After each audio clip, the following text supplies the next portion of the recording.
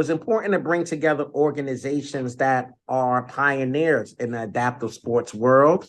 So I have Donahue Fields from USA Adaptive Boxing, my boy Jamie from Wheelchair Sports Federation, and Edie Perkins is on from the Kelly Brush Foundation, where they offer a lot of grant opportunities. So they usually help with the introduction to different adaptive sports as well. So I like to give every one of them a round of applause for coming, and I am going to go in and let them provide you with more details on what they do and, you know, what their organization is all about.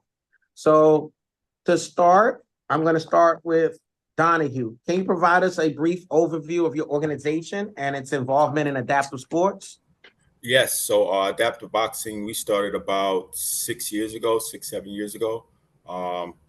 It was just overall, it was just for health benefits, just to get moving, self-confidence, self-esteem.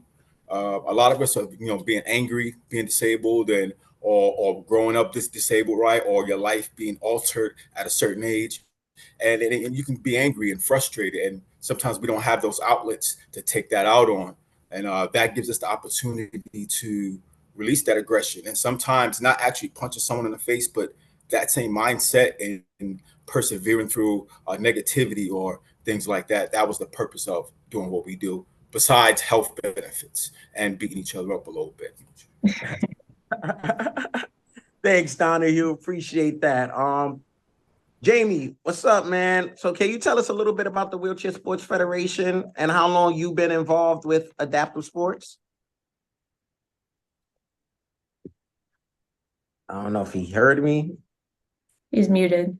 All right. So he's probably busy. So Edie, I'll come to you. All right. And we'll jump back. Hey, so I'm Edie Perkins, and I'm the executive director at the Kelly Brush Foundation. The Kelly Brush Foundation's been around for 18 years, and we're best known for our grants program. We give out grants for adaptive sports equipment. And the last few years, we've given out $1 million in grants to help people get back to being active and doing the kinds of things that they love to do after having a traumatic spinal cord injury. But more recently, we've started introducing some new programs. We realized that it takes a long time for somebody to be ready for their own piece of adaptive sports equipment. So we want to reach people sooner after their injuries and help them every step of the way, from injury all the way to independence.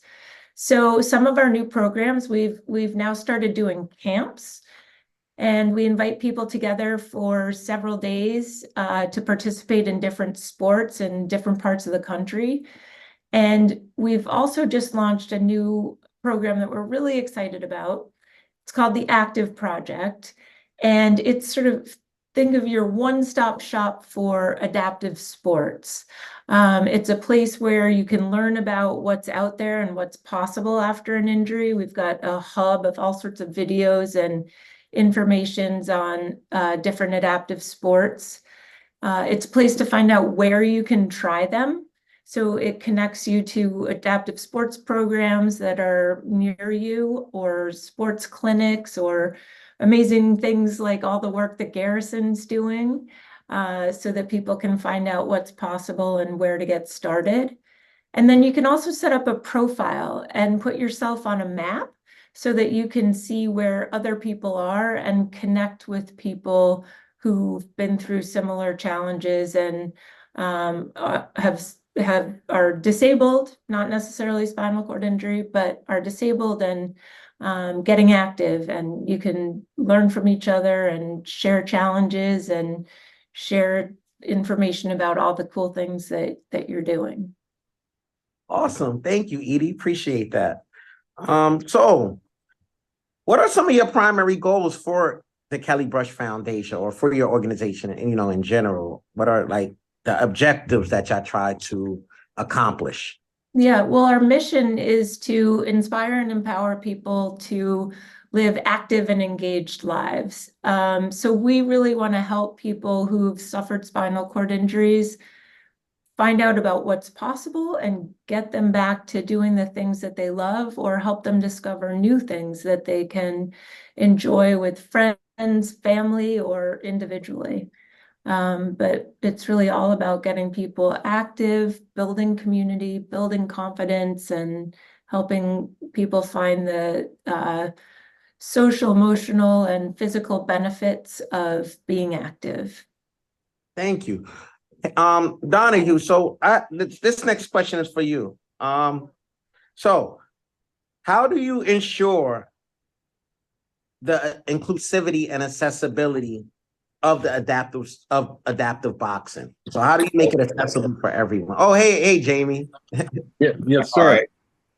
All right, so let's before I go to Donahue, I'm gonna go to Jamie so he could briefly describe his organization and involvement in adaptive sports, and then I'll go to Donahue for the next question. But we have to say Donahue's got a great hat on right now. All right. Hello, good afternoon, everyone. My name is Jamie Zelaya. I'm an adaptive sports athlete for the Wheelchair Sports Federation. The Wheelchair Sports Federation is a wonderful organization that has a wonderful history in helping out a lot of vets and soldiers who have represented our country and fought for our freedom, but also has extended its avenue and its opportunities to a plethora of spectrum of adaptive sports athletes with disabilities. And it creates a safe haven where a lot of athletes come together to find and discover their unique talents and aptitudes and perform out in the world of sport. I myself play lacrosse, hockey. I love playing football. We're about to go to the Nationals with the New York Yankees. They're starting third baseman. And we're going to Omaha, Nebraska to try to win it all. Play basketball, and represented by our president, John Hamre. Playing adaptive sports has given me a shot in the arm.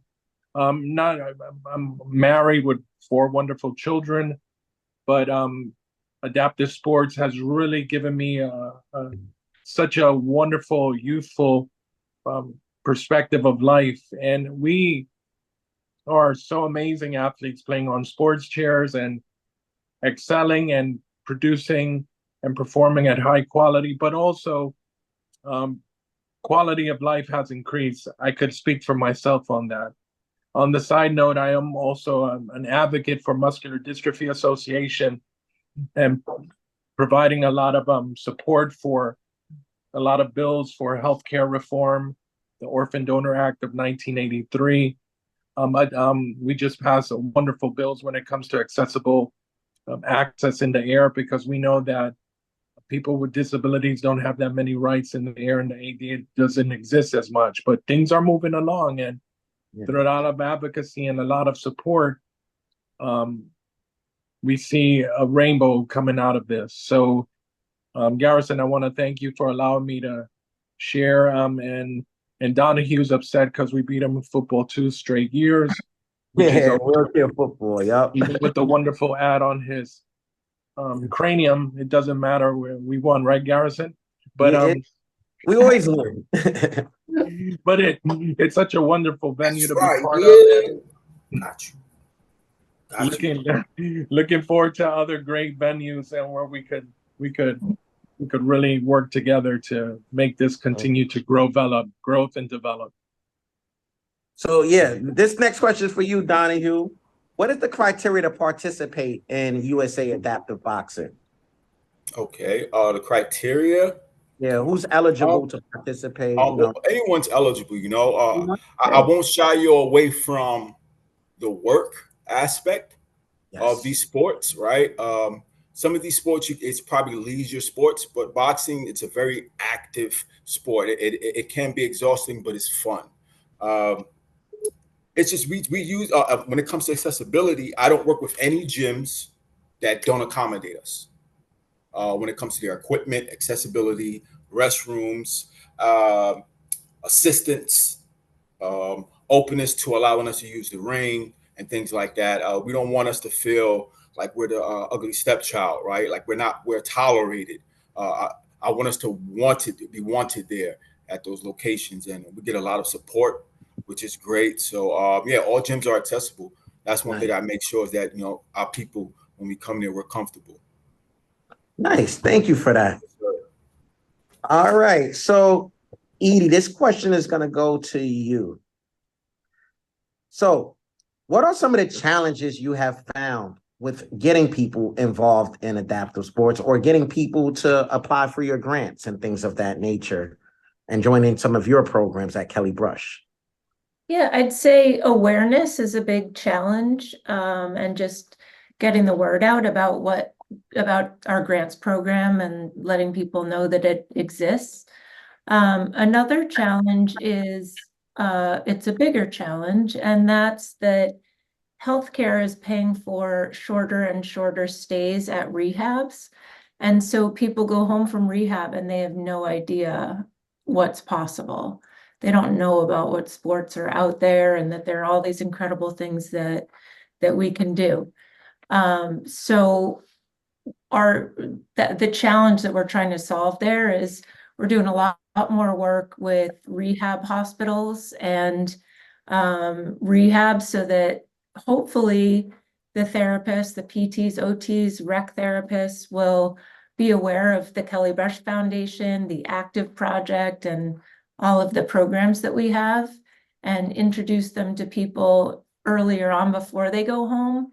And then hopefully whenever they're ready, it could be, you know, sometimes it takes time before you're ready to get into sports. So hopefully we can keep messaging them, and once they're ready, they'll sign on and learn about what's out there and get active. Okay, well, I have a second part to this question because I know, but some of the individuals in this room that I'm here with right now do not know, because they're newly injured, some of the cool sports that are out there. And I know firsthand that Kelly Brush helps with a lot of cool winter sports, recreational activities, recreational sports as well. Not necessarily just basketball and tennis, which most people, you know, when they think of wheelchair sports, that's the first two sports that typically come to their mind because it's the almost the most popular or more popular than others. So do you think maybe a quick, I know there's so many you've funded, but maybe a quick 5 to 7. Yeah, you'd be amazed. If there's a sport, there's a way to do it. There's a way to adapt it so that you can do it. But some of the ones that are more that you might not think of, well, there's mountain biking. That's becoming really popular. There's all sorts of ways to go skiing in the winter, either downhill or cross country. There's wakeboarding. If you're into water sports, you can go surfing, wakeboarding. If you're into horses, you can go horseback riding. Another water sport is rowing. Let's see, we get a lot of grant applications so people can go hunting and fishing. There's a lot of rural, the rural areas that's really popular, is just getting into the woods, and there's equipment for that. So yeah, you name it, there's a way to do it. Pretty much endless. Yeah. So this next question is for you, Jamie. What advocacy efforts are you involved in to promote supporting adaptive sports? Well, listen, I'm taking it to Washington, D.C. Like I told you, I'm very involved with the Muscular Dystrophy Association. And one of the things that we're bringing a lot to the table, especially with the development team with Mark Fisher up there through the MDA, is why aren't healthcare providers providing for adaptable sports equipment? It's very expensive. Why not? What's your deal? What's going on? What's your excuse now? So in promoting adaptive sports is showing that we increase in quality of life. It provides healthier living for us. And rather than getting people on power chairs, I'm not disparaging those as well, but working your upper body produces good cardio, good mental health, forges wonderful relationships. You burn calories, you're sweating, you're getting stronger.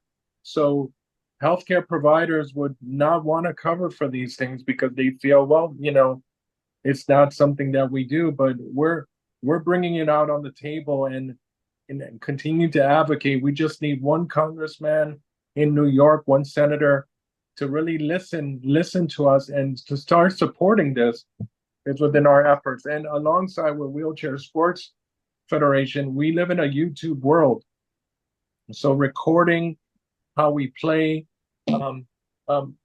documenting all of this is so essential. So the more we do this, the more I believe that these advocacy efforts will change and prick the conscience of healthcare providers that will say, hey, we need to start funding sports equipment because it is producing healthy lives, especially with people with disabilities. And why not do it? Because I don't think PerformMax or RGK or one of the other ones that exist out there, like what's the other two? I'm a more RGK and PerformMax fan. Those are the two. Top End, I think, got it. Top End's another one. And then I'm sure that they wouldn't have an issue with this because they'd like it. Yeah, they would love it. And Ivy actually spoke to the owner of PerformMax about last year when I met him for the first time at a Wheelchair Sports softball World Series, and I said, listen, we need your support. So the more support we get for advocating for people with special needs or people with disabilities that are very much interested in the adaptive sports world, I really believe once we turn that corner with healthcare providers, the sky could be the limit. It really can. Hey, Donahue, I'm wondering, do you have a video of you doing some adaptive boxing that you will be able to share with the group? Right now? Yeah, like on your phone or something. If not, it's okay. I could bring it up. I just was curious, But I'll post it and I'll tag you so you can show them. No worries. Yeah. So my question is for you, bro, is how do you accommodate individuals with different types and levels of disabilities? So like, say if it's an individual who's a high level, maybe a C4 quadriplegic, how do you get them engaged along with maybe might be with an L1 paraplegic that, that's ambulatory. So how do you set your courses up so that way both of them could, participate and get the full, use out of your classes? Absolutely. So a lot of people with higher levels of injury, of course, they have less hand control, right? Control of their fingers and things like that, right? So we provide MMA gloves versus boxing gloves, so I can actually see their fingers and make sure they're in proper position because we don't want any damage, or breakdown, right? In a bad angle for too many times, for too long. So that's what we do when it comes to different levels of injury, capabilities. That's why it's adaptive boxing. It is not the standard boxing. It's something that we can adapt to according to your level and where we can help you improve maybe in that area. If your upper body isn't that strong or it's hard for you to reach up, but you can get to a certain point, then all the body requires is consistency, right? And muscle fibers will grow and build. And of course, you get stronger. Everyone knows that. So that's the benefit. It's not just boxing. It's just building you back up. But that's how I work with different disabilities, different levels. If you're a L2, that's a lot more trunk work. I can get more trunk work out of you, which is really most of our weak areas anyways, right? But someone with a higher level, it's kind of limited. It's very tough to get any core engagement out of them. But with someone at a lower level, I like to engage that area, get them better at moving, things like that, get them confident. Yeah. Okay, nice. Special chairs? Huh? You use a sports chair or what? Yes. So there's two methods.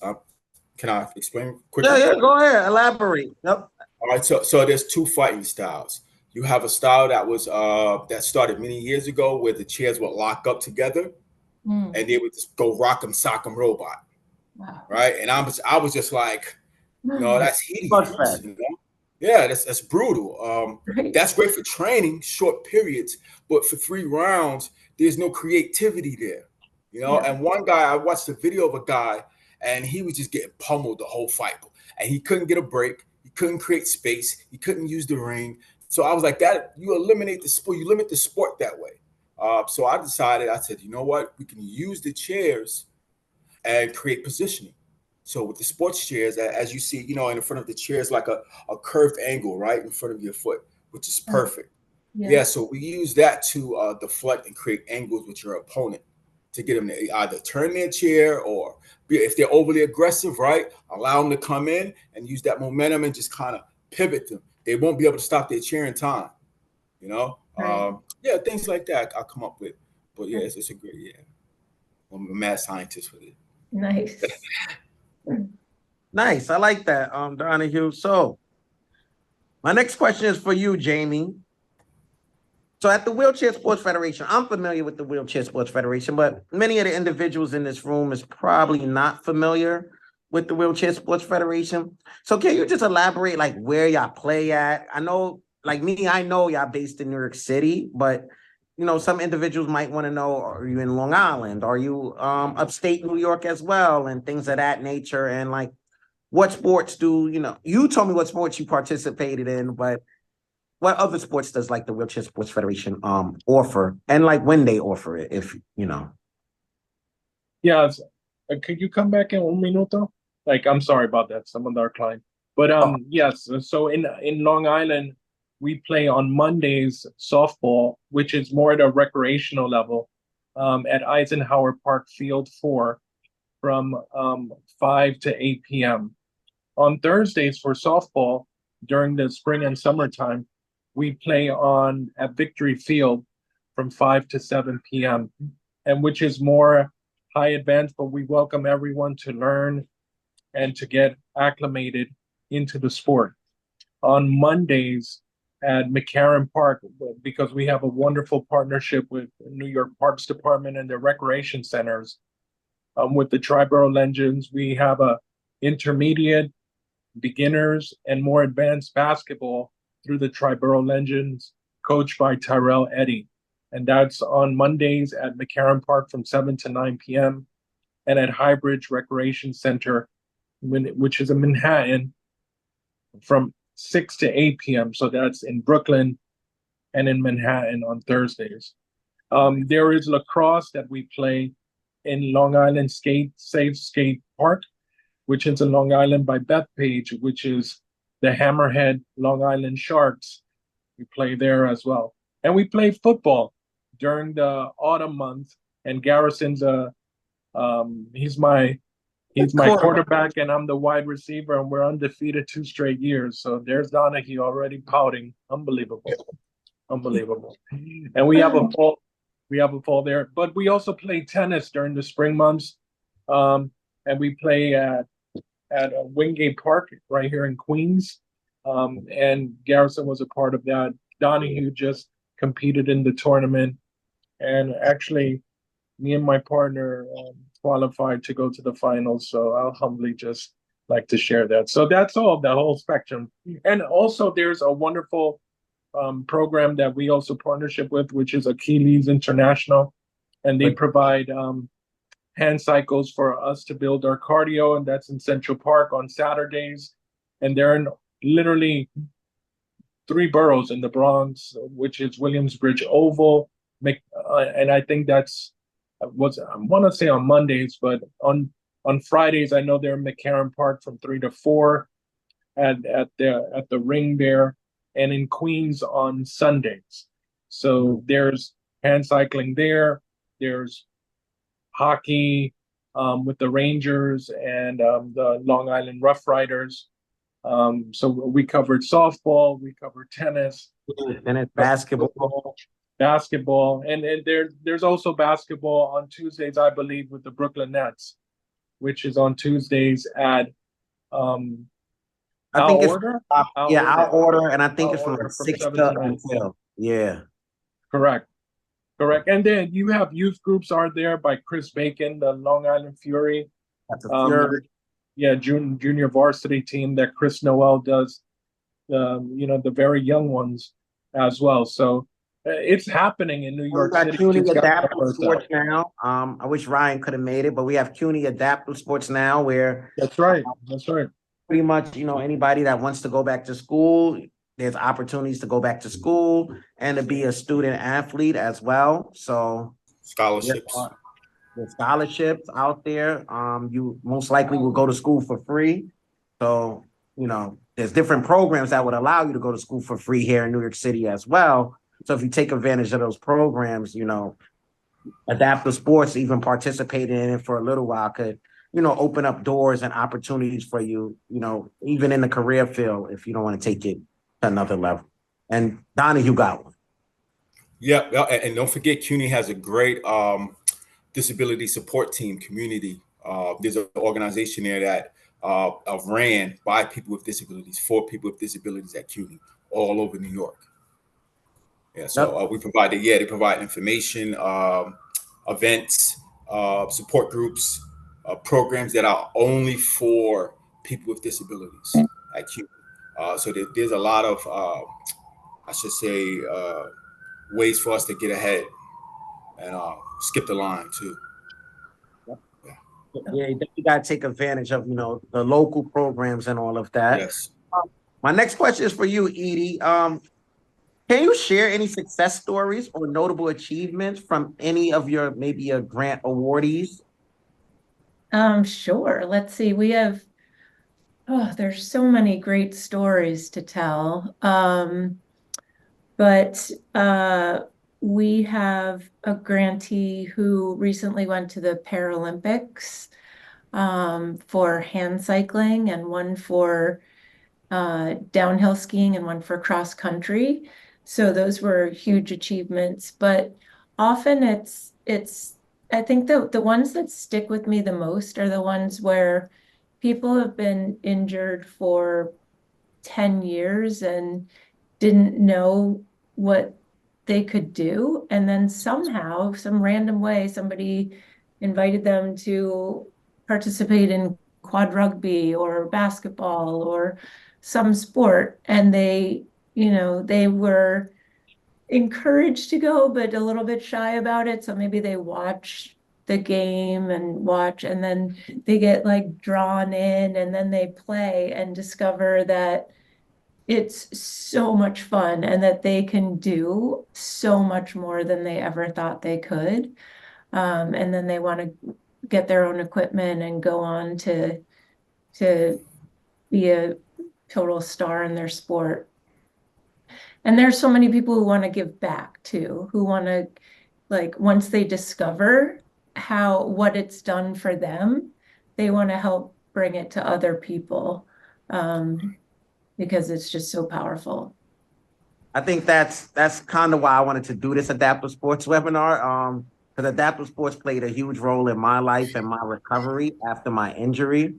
And it has taken me places that I never would have imagined, when I was an able-bodied individual. So I felt that it was important, that we have this conversation and try to encourage, some of the individuals that are on here or that would see this at a later time, that, adaptive sports is a good thing. It's an opportunity for us. And, it's good to embrace as far as, embracing. It does take people a while to, get active in adaptive sports, which is okay. But the sooner I feel like it'll offer the most benefit. Yeah. Also with adaptive sports, like I see everybody keep reiterating the same thing, the health benefits that are involved. So like a lot of times after you go through physical therapy and acute rehab, you might not have therapy ever again, or you might not have therapy to the same intensity that you was having. So this fills a void in your day, and it gets you just being healthy. And from there, you start to get involved in other activities as well. So like it will start with adaptive sports, but it could lead you down to so many other roads, such as acting maybe, or, you name it. I can't name it. But Can I tell this one story? yeah, definitely. So one of my favorites is this guy. He was injured in a car accident when he was 15, and he was a quad C6, and his family took care of him after that. His mom was his caregiver and was very protective. she didn't want him to get hurt, or she felt like she had to do everything for him. And then he was encouraged to go to watch a quad rugby game. And so he did. And all the players were like, oh, you gotta come try it. And um and he did, and then he really enjoyed going, but it was his teammates who were like, what? Your mom does that for you? That's crazy. We can do and they all showed him that he could do these things by himself. And it just completely changed like his view on what was possible. And he's like, oh, if those guys can do it, I can do it. And just became really independent, ended up going to the Paralympics. He's still on the Paralympic team. He's going to Paris this summer and graduated from business school. And, he's just like gone on to do so many things. And so much of that just came out of the team sports and being razzed by his teammates about like, you don't have to let your mom do that. You can I do was that. one of those people at one point because I was injured at young. I was injured pretty young at 17. I think the first time I went to like a basketball practice, I think my father was pushing me in the gym, and everybody's like, "He can't push you." So what they had me do is I had to pull the line where everybody get behind like the sports wheelchair. They hold on, and you got to pull everybody. But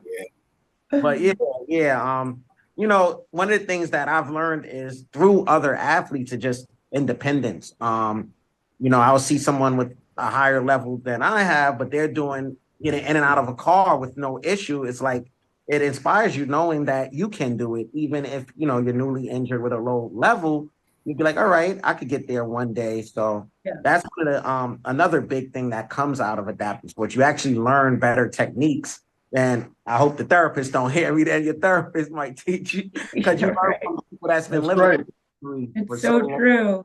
It's so true. And there's so much once you go home from rehab, I feel like we always have to reinvent the wheel of like trying to figure out, okay, what's the best technique for getting my chair in and out of the car? Or what's the best technique for this kind of transfer? And then you get to see somebody else do it who's been at it longer, and you're like, oh, that's so much better.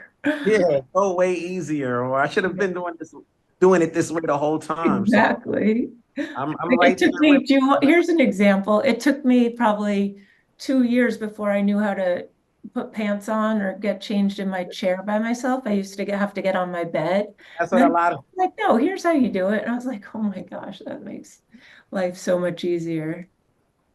All right. Yep. Me too. I'm right there with you, Edie. So I got a question for you, Donahue. Are there any international Yes. partnerships or initiatives you are involved with in regards to adaptive boxing? Yes, so there's about 7 to 8 other countries. We have North Africa, actually Kenya. We have New Zealand, Russia, Australia, South America, Mexico, Canada. I think there's another country or two, one or two. That's small groups, but they're competing. Actually in Europe, Europe, and in Europe it's big. I mean, they have actually fight cards with this multiple Wow. fights. People are paying, having dinner and wine while watching the fights. It's beautiful. I'll show you the guys the footage. Just seeing that, I'm just like, that's the vision. But it's a lot more difficult here in the States. But they're more liberal in Europe. They're like, what, you guys want to kill each other? Yeah, go ahead. Like, it's beautiful. Yeah, I need to go there. But That's a fact. it's great. I'm sorry. One thing they never mentioned, right, in therapy that I want you guys to hear. All right, I hope y'all listening back there at behind Garrison. All Yeah, right. my boy Malik is tapped in. He tapped in. Yeah. All right. They never tell you that your legs play a crucial role in your circulation. So because we don't have that control of our leg muscles, we can't contract and send the blood back up like we should.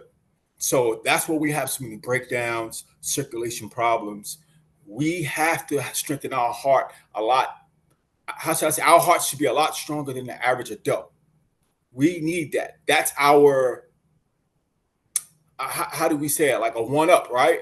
Our advantage there for quality of life, because that leads to so many other medical issues. Our hearts have to be stronger. Please be active.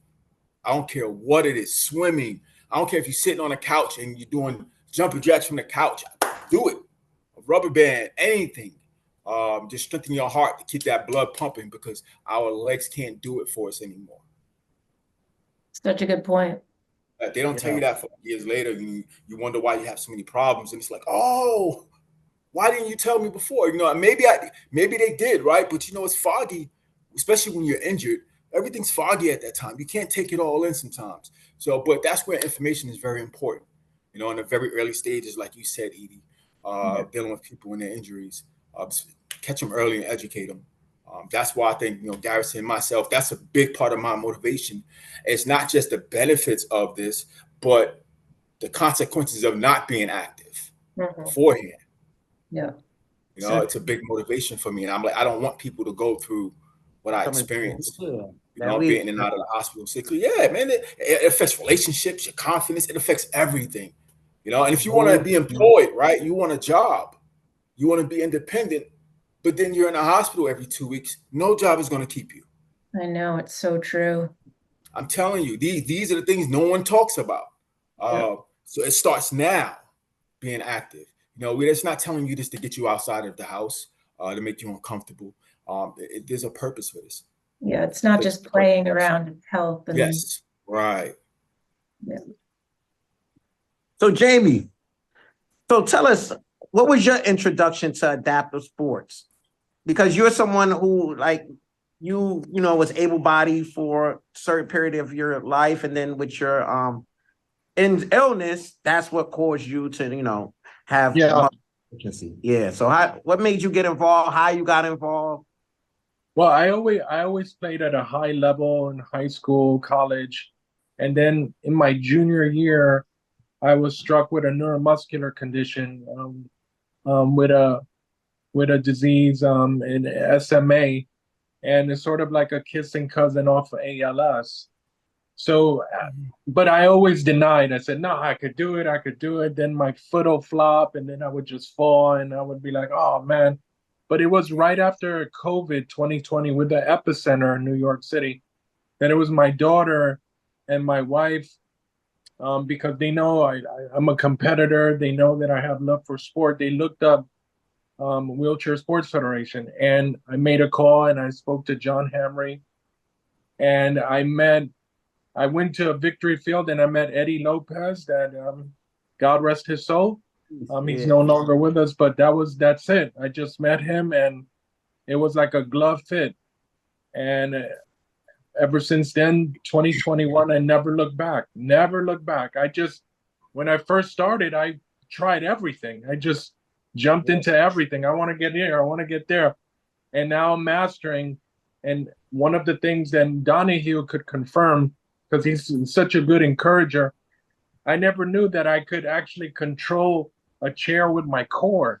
Yeah, with your hips. I dance on the chair. I could sway. I don't even have to push anymore. I just all core. And Donahue confirms that all the time. And he even encouraged me last time we were in the gym. He said, yo, Jay, you just moving because now it feels so natural. And literally, I feel like if I'm not doing this, Garrison and family, then I'm not staying healthy, and I have to push. And with my condition, I atrophy. So again, I'm fighting time. I'm fighting my condition, and I don't have a spinal cord injury, but my condition affects my spinal cord. So maybe Kelly Bush could look into that for muscular diseases, because we might not have injuries, but our diseases affect our spinals, and that's a justification. Wink, wink. But you never know, right? You never know. So that's what I've been doing, and I'll tell you, man, it's a shot in the arm. And it's funny, Donnie, you mentioned boxing. My wife just got me a boxing, one of those heavy bags, the foam bags. Yeah, and I just been hitting on it because they do Taekwondo, mixed martial arts, and I'm just hitting. And Donnie Hugh is not lying when it's It keeps you so active. It's fun, but you're breaking a sweat and your heart just feels so strong when you wake up in the morning. Um, Yeah. but it's one of those things. And I know I don't know if it was Edie, you mentioned rugby. I also played for this team up in Philly, the Philly McGee's. I don't know if Oh, you the know it, McGee Harrison team. Keith, Yeah, but Keith. I'm a starting high pointer Where do at you Philly find all your McGee's. time? Yeah, I just plan it out very Sports you're effectively. playing. Plan it out very effectively, but I'm He telling you, played basketball the same way he plays rugby. oh, because basketball, I know this is being recorded and I want it on record. Yes. But out of all the adaptive sports, basketball is the one filled with people crying all the time. You don't do that in rugby. Rugby, you don't got time to complain. You don't have time to cry. You just get hit and keep it moving. And that's why I love rugby. I wish we played I'm a basketball flopper. like that. I'm a I LeBron wish we flopper. played basketball like that. Everyone's always complaining, Garrison. I complain, bro. That's why I don't play basketball with y'all. Oh, Yeah, I flop all the Yeah, time. yeah. Especially when he hit me. I don't play basketball. but it's all love. It's all love. Yeah. No, but yeah.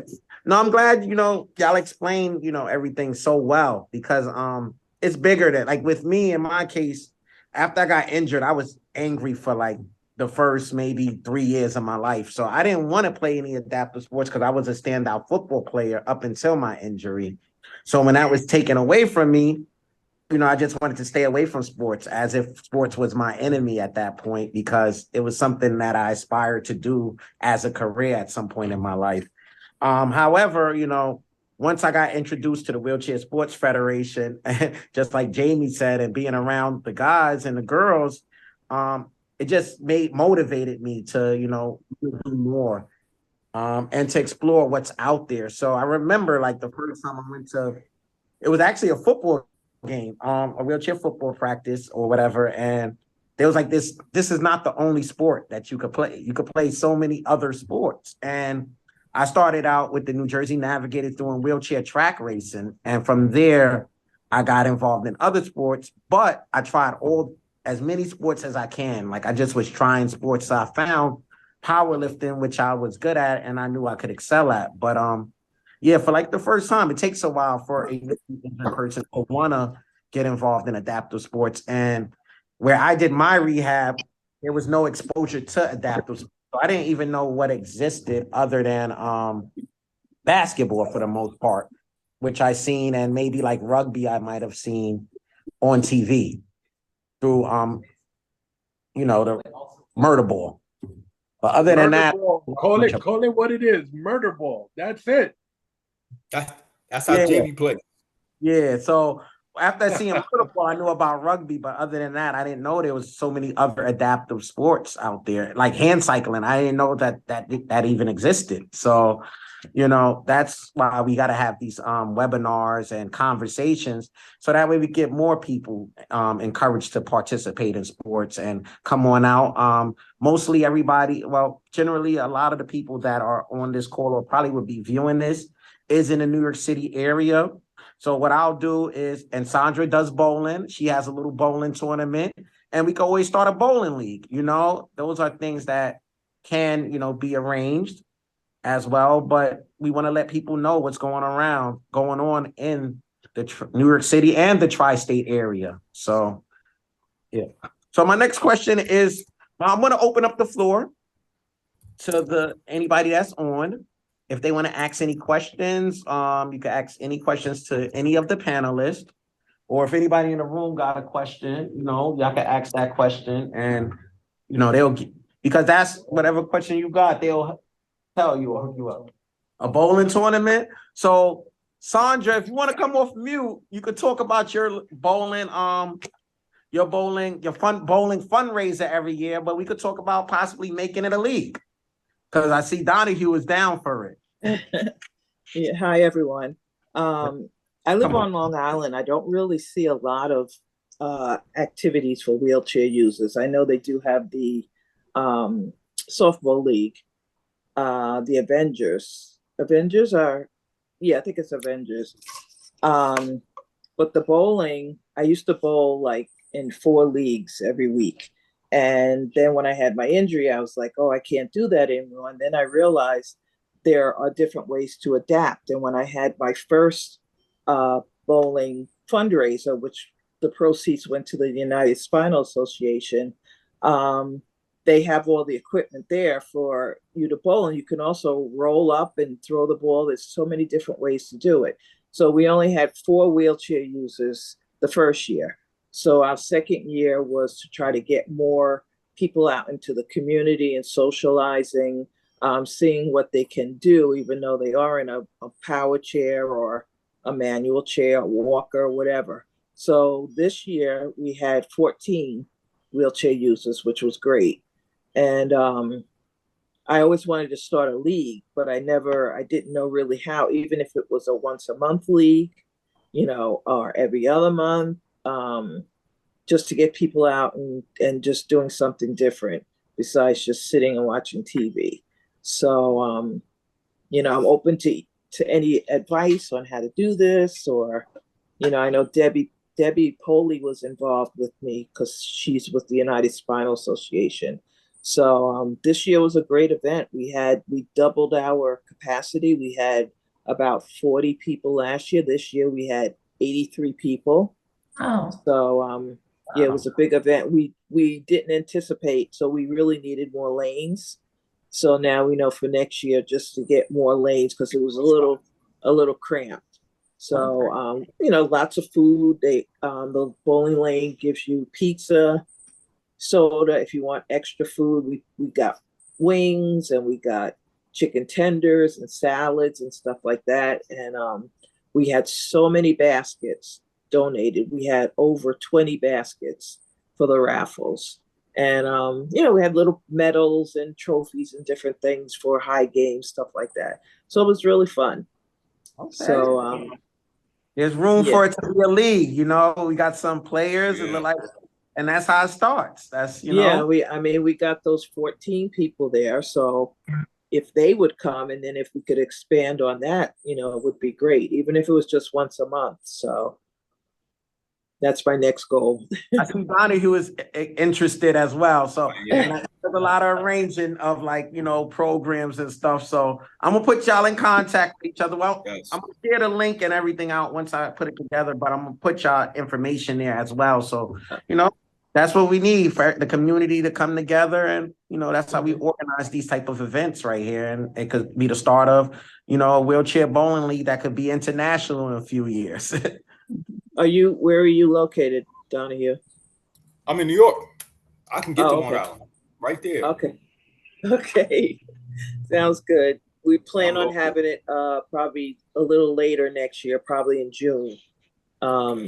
We had it in April this year, 420 as a matter of fact. But we had it in May the prior year. So one of our members is getting married, so we're going to push it back to June. So, Jack Garrison always puts up flyers and everything. So we'll let you know. Okay. Thank you, Sandra.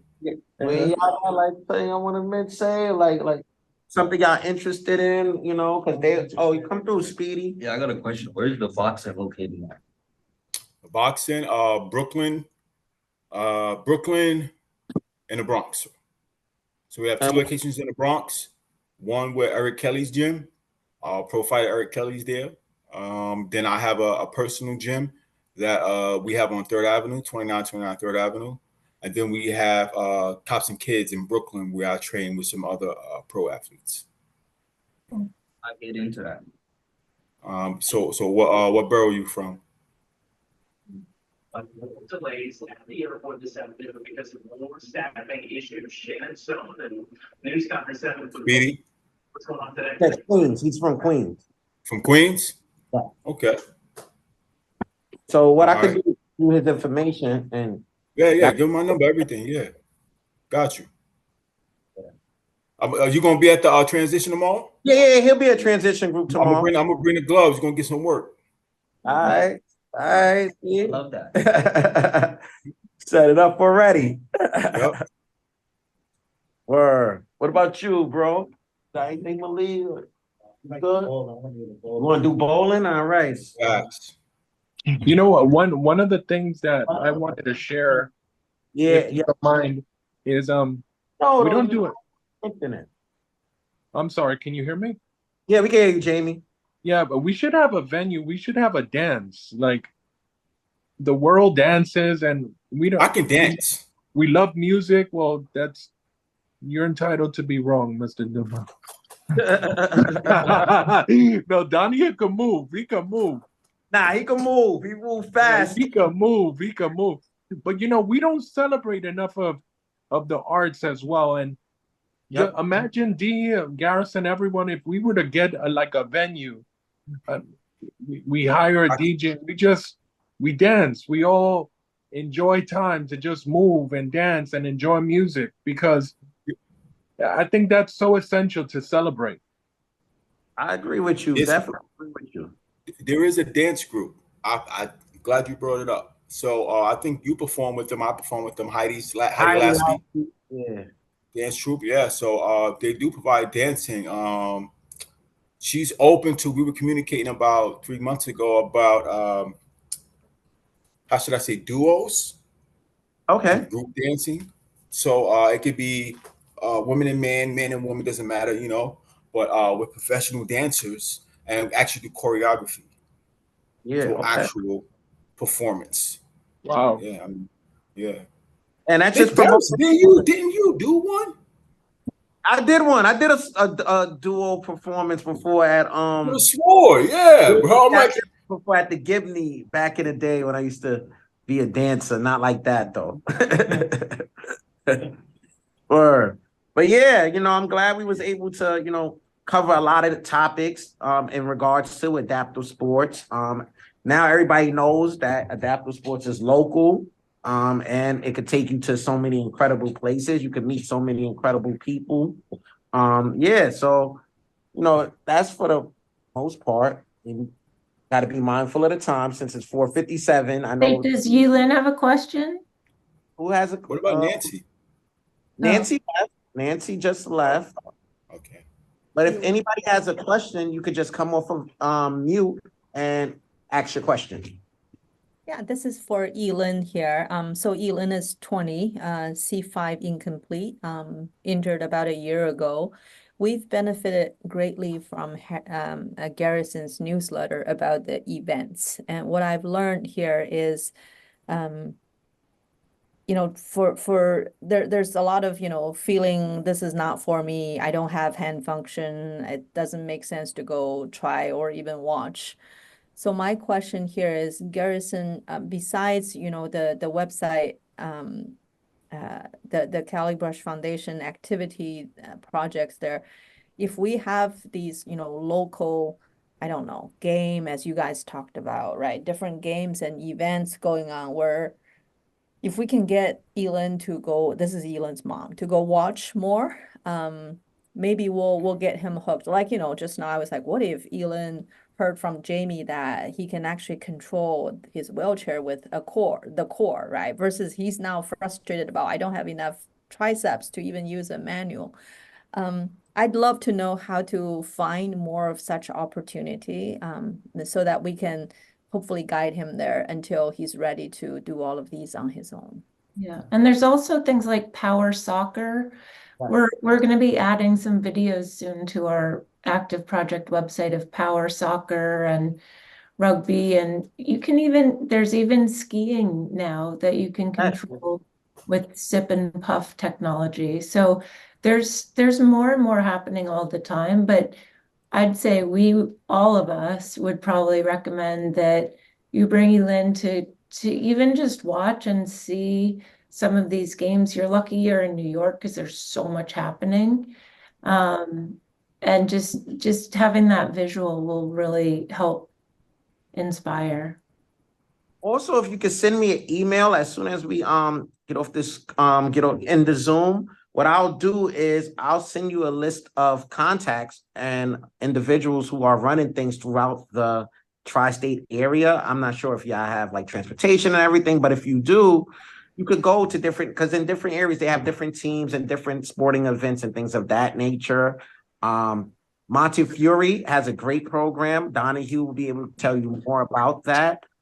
They offer a host of adaptive sports. I see like every week they adding a new adaptive sport to their curriculum. So yeah, if you could I could give you a list of days and times where yeah, so if you want, yeah, I could give you a list of, similar to what Jamie was mentioning earlier, a list of different organizations and when they participate with their practices and games. Thank you very much. Awesome.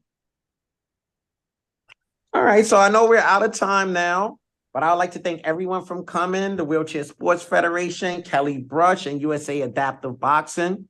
This will be posted on YouTube, so if you want to, I'll send out the link to everyone if you want to share it with your audiences.